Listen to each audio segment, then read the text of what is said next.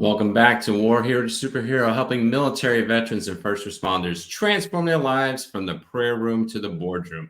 The sun is setting behind me, but we're just about to get hot in this interview, and we're bringing to the stage Nat Martin, fellow Air Force. I love it. It's Air Force. I love all my vets, but Air Force is my special to my heart. Space Force, I'll deal with you later. If you ever come on, I do love you, just so you know. I joke about you guys all the time. But it's an Air Force vet this time around, as whose life of resiliency and transformation is now a business and calling to serve others. Now that we're going to go dive in, and we're just going to bring her to the stage because even though I could be resilient in transformation, she is the expert and she's going to come on. Hey, Nat, thanks for joining. Hey, thank you for having me. Yeah, I got to have the Air Force on. First pick, first always. Air Force all the way. I Yes, feel it the is. same I'm way about you excited. with the Space Force. Oh, you have it tattooed on you.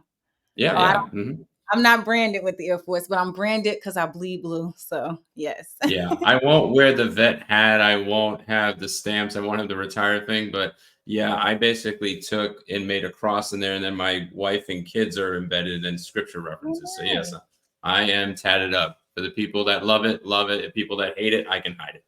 Right. All right. So this show's about you, not about my tattoo. That's another episode, another time. What has inspired you to actually join the military many moons ago? Whew, many moons ago. So, one of the key things about me joining the Air Force is that I actually signed up when I was 17 years old. So, when I was in high school, I transferred high school. So, I went to two high schools. My first 3 years, I was an exchange student in Vermont. And I decided to come back to New Jersey for my last year of school because my grandfather had passed. And when I came back, unfortunately, the school that I went to, they messed everything up for me. They didn't send my transcripts and everything in time for me to start college in the fall. And I kept saying, I need to figure out how do I leave home sooner because I wanted to travel. I wanted to go see things. I did not want to stay in New Jersey. And I remember the Air Force recruiter coming to my school in Vermont. And I said, let me see if they have what I'm looking for. So I went to a recruiter and I asked them three questions. It was simply, can you pay for my education? Can I travel the world? And will I get paid money, like good money? And so he told me all three would be great. But the money, it was okay. It wasn't that great yet starting out because I came in airman basic, no stripes, nothing. But that's kind of what led me. And then the next thing, I was at MEPS, which is the Military Interest Processing Station. And I was scheduled to leave in September because I told him I wanted to leave when I was 18 years old because I graduated early. I graduated when I was 17 and my birthday was in September. But then something major happened. September 11th took place. And I'm from Newark, New Jersey. So it happened right in my backyard.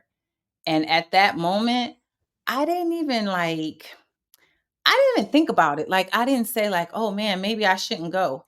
I think everybody else around me was afraid for me. But I was like, no, no, no. They're going to pay for my school. I'm going to travel and I'm going to make money. And so that was the whole focal like, no, I'm going to go. So my date got pushed back and I ended up joining in November. Well, going for basic training in November instead of September. Wow, you actually asked the real questions to the recruiter. All I was concerned about is like, are they going to get me out of the state? And that was about it. You were at least a little smarter than me. And I went to college for a year too, so I didn't go over and do that. I came in after a year of college, so Okay. Yes. yeah, So you did it I smarter than went, me. I everybody wasted thought my I was time. crazy. Yeah, people was like, "You're going in September 11th," and I'm like, I mean, I never really thought about it in that aspect. I just thought about I'm starting a career, and I get to do the career that I want to do. I get to travel, so it was like everything that I said I wanted to do was happening. That's really awesome. I got to travel to Sumter, South Carolina. That was like my first base. I didn't get to travel that much the first couple years. So, where did you go as a Really? first base? So my first base was Florida. I went to Fort Walton Beach. So I lived in Fort Walton Beach, Florida. And I loved it. I was like, oh, this is perfect. So A lot of people didn't get that option. So everybody said my whole career, I navigated my whole career. Like every location, I picked my location. So I was able to navigate that where I have some friends, they got stuck in South Dakota. They got stuck in Hmm. Sumter. They got stuck in a lot of different locations. So Yeah, yeah. I traveled a lot, but I never got tan like you. I stayed pretty white and red. That's the two shades I had my entire right. time. So that's really cool. So you did about the same time as me. I've done about 24 years. I'm still finishing up. What's your backstory and why did you get out to become a veteran then? So, how I transitioned out. Well, the transition in part, I forgot to add one part. I just told the recruiter that I wanted to do 4 years. So, my game plan was I'll do this for 4 years and then it'll set me up for everything else I want to do in life, right? Well, 4 years turned into 20 years. And so sometimes one plus one, it didn't equal two. It added to 20 years. so Mm. so the first 4 years, I traveled a lot. So with my career, I was a ground controller. So I controlled fighter aircraft. And I was gone all the time. So for me, I'm single, I'm young, I had no children, I had no man. So it was like, this is perfect. This is exactly what I asked for. They sent me TDY all the time, and I moved, I want to say 2 or 3 times within my first year. So I went from Florida to Italy and I partied a lot. so I was not prepared to just get out. So reenlistment came, and I tell people this all the time. How I ended up for 20 years is that every time reenlistment came, there were different factors that played a part. So the first reenlistment was I didn't take classes, I was not focused, I needed to save more money, so I reenlisted. The second reenlisted was because I actually been to war and I lost someone that was very dear to me when I was in Iraq. And for him, his goals in life was that he wanted to retire and he wanted to do all this great stuff in the Air Force. And I used to complain. I used to say, "Oh, I'm doing 4 years, I'm getting out." So I re-enlisted to honor him. And then that kept me going because it just kept me in the mindset of it's not about me. It's making sure like I have a mission. And so when I got to about that 17-year mark, it got tough. It got rough because now you're committed, but it was like, I got to make it to retirement. And I started having some health challenges. So I had to fight for retirement. Like literally, they tried to end my career at my 17-year mark. So the last 3 years of my career, I literally had to fight two medical boards to make it to a full retirement. So getting to becoming a veteran was a great experience, but it was also beyond me. It was really for those that came before me, for those that I served with, and for my family to let them know that like I really did this thing. Like I did 20 years. Sometimes I shock myself where I think about it and be like, they let me be in charge? Like, what was they thinking? Like, so That's hilarious. So for our audience, if they don't know what a medical board is that you have to be qualified fitness, duty, mobility. I've had one myself, so I can explain this. okay. And what happens is that if you start getting dinged in one of those areas, like when I broke my back in 17, I got dinged fitness and mobility. Then, if it's on more than 6 months, they'll trigger a dog, which is a deployed airmen's working group, which is a new term Mhm. nowadays. But and then it goes up to either the MAGCOM or to Air Force level and says, "Hey, at this time in this state of where the Air Force is, are we going to keep you or are we going to medically separate you or retire you?" If they medically separate you, which I saw tons of time when I worked in mental health, you would just get a severance and that's it and hope that the VA would pay you. Right. Medical retirement goes over and allows you to get your medical retirement, but then you also go over and get your actual VA benefits. Other times they'll just go over and the third option, which happens sometimes to a lot of veterans, they'll just go over and just separate you. if you don't have that. And Right. especially at 17 years, as the audience knows, no matter what branch it is, if you don't reach 18 years minimum, they will literally take you at 17 years, 3 years out, and totally not let you finish. Once you get to 18 and beyond, usually if you get sanctuary, that's when they'll let you finish. So you going over and fighting two of those things is uncommon in my purview. So that's amazing that you actually went through two and able to actually retire. So you got the retirement and Part now of you that, got VA. yes. And part of that is because I tell people I'm Jason Bourne. So, like, the reason I say I'm Jason Bourne is because my career, especially the last 10 years of my career, was different. I was not at a military installation. I wasn't used to the regular military lifestyle. So, I was a recruiter and I was stationed. Like right now, I live in Atlanta and I was stationed here in Atlanta for the last 10 years. So, I was going through a medical board while being geographically separated from a military installation, dealing with civilian doctors to give it to military doctors. So it was a whole fiasco. It was like, it was stressful. It was a very stressful time because no one was talking to each other, but yet they never took me out of work. So it was like, I'm still working hard, long hours while being unfit for duty. And it just did not make sense. Yeah, totally. Now you know what a reserve life is. I did 12 years active. I've done 12 years reserve. We have to balance that both. It's a similar type way.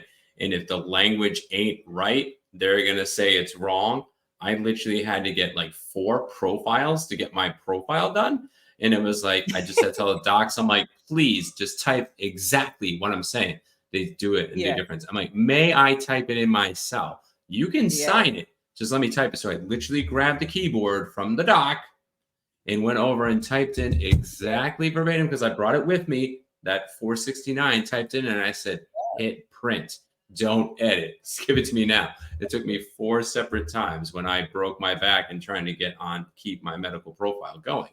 So as you're out there in the service and you're listening to this, or if you have service-based friends, encourage them because they're balancing both. They're balancing civilian life, they're balancing military life. They're still out there. You're in hot Atlanta, so you're sweating while you're sweating to get people in, and then Right. sweating the medical stuff and everything else. I love hot Atlanta. I'll be down there in October, November, so in Okay. that time frame. We'll talk about that off the show, but in that particular regard, it is a hard balance to do that, and you recruiters have to be like, you got to look the cream of the crop, be the cream of the crop, but then while you're trying to fight for your career, while getting people's careers up and going. So that is amazing. I didn't know you were in Atlanta, so that's really cool too. Yes. So the key component about what I was doing here was I was the supervisor of the Air Force office for MEPS. So not only do I know medical standards, I qualify people every day for medical standards for initial enlistment. And so I do medical reviews, I did interviews. I know the Surgeon General requirements. So I'm like, I am fit for duty. So knowing that I qualified, but knowing that they had the power of ending my career, but I still had to go in there every day and make sure that I'm interviewing applicants, qualifying them, starting their careers, all while thinking my career may be ending, all in I'm waiting for an email. Every day I went to work waiting for an email to tell me if my life was over in the Air Force. And that was like so stressful. I don't know how they had you, but it was like I felt like they just had me hanging from a string, like just work, work, work, and then we'll email you. And I'm like, what? So it was Yeah, very mine took about 6 years. I broke my back in 17, and then COVID kicked in, so everybody just lost my stuff for years. And it took until about early 22 for me. I'm like, I went and then I said yes to things, and I should have said no. And then when I finally said no, they finally initiated it. And then I'm thinking I'm getting medically retired, and I went through that 9 months back and forth and everything else. And then they come back, and because the Air Force is hurting right now in recruiting, they're like, well, basically, if you were been 15 years ago in this job, we would have let you medically retire. Now, if you basically your hands can function, you have eyeballs, we don't care if you take your teeth and drag in because I'm a training manager. You can type on a keyboard, you can keep right. going. So it's always funny. It's like when you get out, they could be going over and be like, hey, we're eliminating everybody. And now they're like, hey, we're going to keep everybody unless you can't do that job at all. It's a totally different world. And Well, speaking you of heard that, what's happening now, right? They're actually bringing back retirees. mhm, And yep, so I still have some of my recruiters in. They sent me the SOPs on it, the operating instructions on it, and I read it, and I'm like, I'm not going back. But basically, they're lacking leadership. They're lacking leadership. They're lacking leaders. And I told people before, when it comes to recruiting numbers and goals, one thing about the Air Force, we will never lower our standard. So we may bring retirees back, but they are not going to lower the entry standards. And so I was like, they're needing leaders. They're wanting their leadership back because of what took place a couple of years ago with the promotions and change in the promotions. And our numbers are not matching up for people to be equivalent to meet those standards at the time. So, but I was like, I am not coming back. No, and no, I no. Yeah. The interesting part of that too, when you're saying about standards, yes, on the initial recruiting standards, but at least what I heard is they upped the BMI. It's 28% for men, 36% for women. A woman could be 5'8", my height, and be 225. And I was like, wow. I'm like, and then we now give medals for recruiting. So the recruiters are stretched thin. If I recruit for you and bring you in, I can get medals. So now I'm like, how'd you get your rack so big? I'm gonna be like, well, I just brought people in. I didn't do anything amazing. I did the same thing a recruiter did, and they gave me achievement accommodation medal. So Yeah. it's very interesting. So now that you've been out, how was the transition when you got in? What year did you get out? So I retired in 2022. My transition was very difficult. Honestly, I feel like I'm still transitioning. It doesn't feel like it's been 2 years to me. It feel like I'm still like going through my checklist. Um, my retirement, so I was just got cleared for the med board. I lost my last assignment because I was about to take over for Moody Air Force Base to become the career assistance advisor for the entire base, doing everybody's professional development. I was so excited because I had to interview for the position and I was the number one select. And so, in the mix of me PCSing to move, I had hip surgery. And my hip surgery, the recovery period, it took longer than I expected. So I end up losing my assignment, and then they triggered another medical evaluation board during my recovery period. So as I was trying to learn how to walk again, life happened where I almost died in a 4-car pileup, and everything just stopped. So I was out of work for like 9 months. And once I got cleared, like I fought my butt off to get cleared. Once I got cleared, I couldn't get my position back. So recruiting ended up dropping an assignment on me and wanted me to re-enlist for 4 years. And I declined retainability. So, for those that don't really know what that means, is they wanted to move me. In order to move me and relocate me and my family, I need to give them, they wanted me to give them 4 more years. And at the time, I couldn't still run. So I'm like, I don't have 4 more years. I'm trying to like learn how to walk fast so I can pass my PT test because my body was not responding to my treatment. And so when I declined the retainability, they came back and said, she's close to 20 years. They automatically told me I'm eligible for retirement and gave me a retirement date with less than 5 months. So Yeah. it was like shell shock for me. Yeah, they do that on a regular basis. If you did get through the med board, by the way, and they said medical retirement or medical separations, 30 days. Like Oh, literally wow. from, yeah, just so our audience knows, if you're on a medical separation, medical board, or medical retirement, it takes a long time. You're just sitting there. There's like a checklist. If you need the checklist in your Air Force, hey, find me on Facebook. I can send it to you. But there's a checklist that tells you go through the IDES and everything else and whatnot. But once it gets to the integrated disability evaluation system and it gets to Mhm. the end, and then they determine a VA rating and then your Air Force, 30 days. Like they say, you got your VA rating, we got you.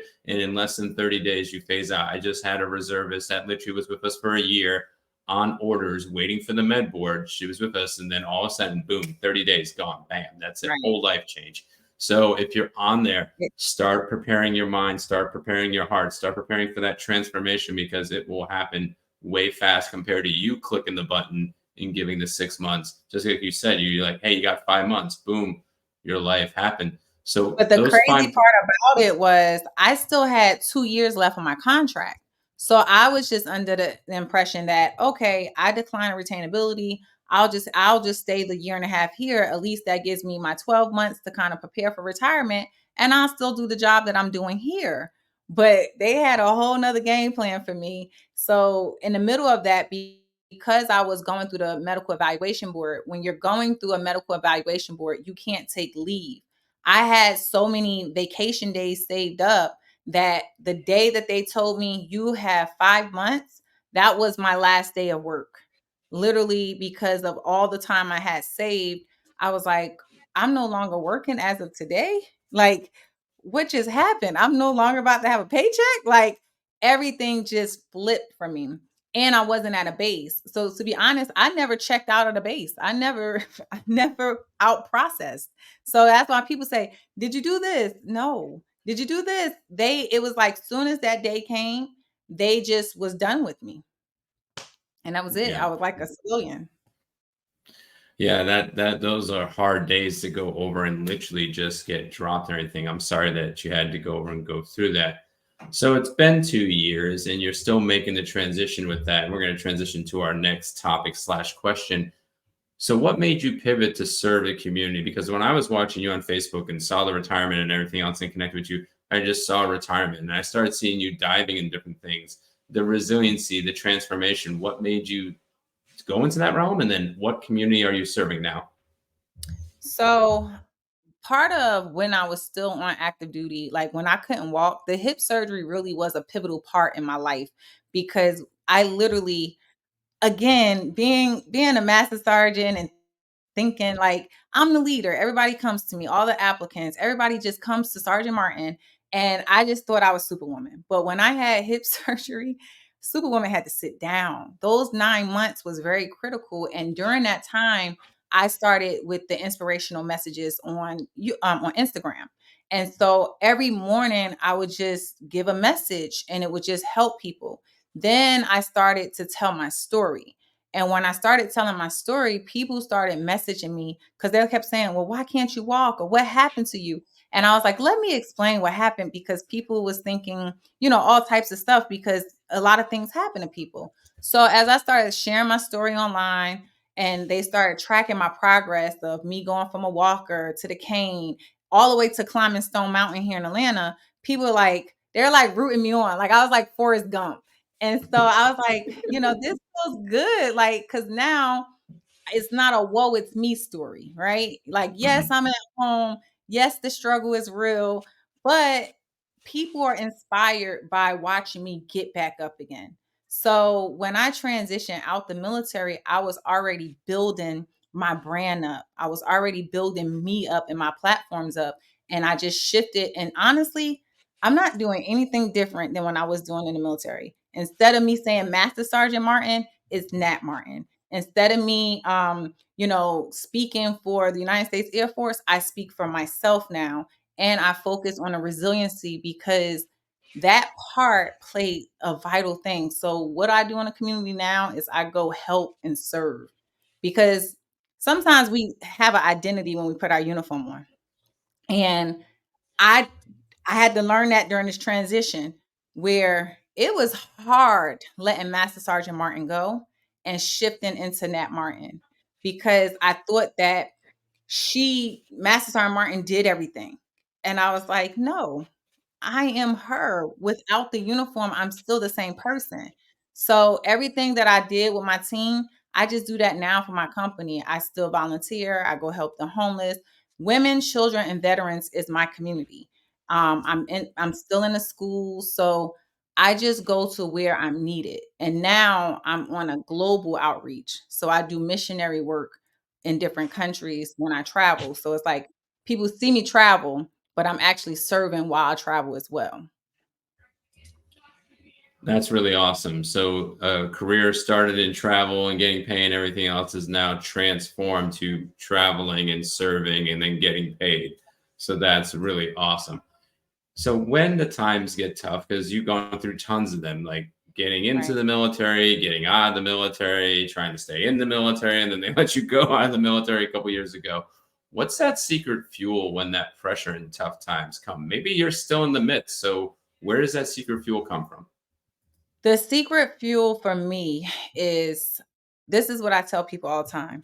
I remind myself, like, I do references to superheroes because I realize I am my own superhero. I had to realize no one's coming to save you. You have to get up and you have to get to it. So, my secret fuel is that I know how strong I am and I know the power that I possess. So, I have so many moments where life served me in different ways, and I tap back into that version of me when times get tough to persevere and push me through to the next level. So I always tell people, whatever, think about the most challenging time you had in your life. You survived it. So how did you do that? Tap into that version of you to get back up again.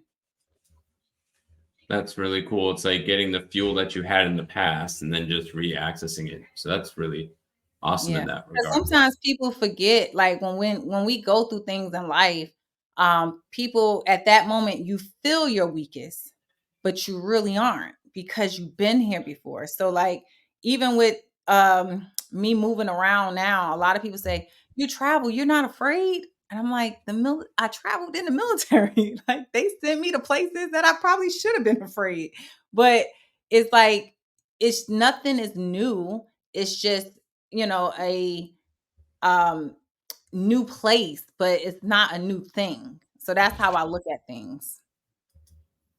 I think one of the things is a lot of military people know algebra, but don't know algebra because we're always put in a different X and we're Mhm. always having to find the X. So what you're now doing is taking all the X solutions you had in the past and you just have a different variance of X. And now you're like, all right, I've figured it out before. I just need to change this to Yeah. make this happen. So that's really awesome with that. Now, every our last question we always ask every single guest is three superhero tactics. So we're gonna say, Nat, you need to put yourself back either a couple years ago when you went over and retired, or maybe even 20 plus years ago when you came in. If you met a version of yourself a couple years back or a couple decades back, what tactics would you give them so they can thrive and not just survive? Whew. That statement right there, the thriving part. So the first tactic I would tell them is that get out of survival mode quicker. Don't stay in survival mode too long because we'll start to adapt habits of survival, and being in a survival mode for too long, your mindset, your thoughts, your behaviors, your actions will reflect, and it will cause you more problems in the future. Another tactic that I would say is trust yourself. um when I became disabled, I stopped trusting myself because of my limitations and because of the walking devices. I thought that when I got rid of my cane I was good, but I still didn't trust myself. Now you can't tell me anything. Like this Sunday I just did a tough mutter. I trust myself to do anything that I want to do, and everything is possible to me. So it's nothing. I am possible in anything that I do. So I would say trust yourself. And then the third thing, I would say make sure that you have team is the one thing that I miss the most about being in the Air Force, um, and appreciating the team that you have. So it doesn't matter if you're serving or if you're a civilian and you're out, make sure that your team, that means whoever got your six, like whoever you're locked in with, make sure that you appreciate your team, you support them just the same way that they support you. So those would be the three tactics that I would say. I like that I am possible in team because together everyone achieves more.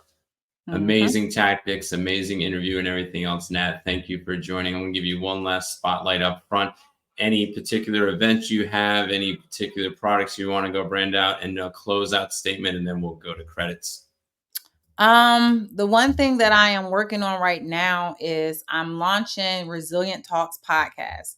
So the Resilient Talks podcast is to host people's resiliency stories. It's real people, real conversations that have real impact. So I like to tell people that your story matters. So I highlight different individuals in different walks of life so that their story can impact another person's story. So that is the main project that I am working on right now, and just highlighting people's stories and making sure they activate their superpower.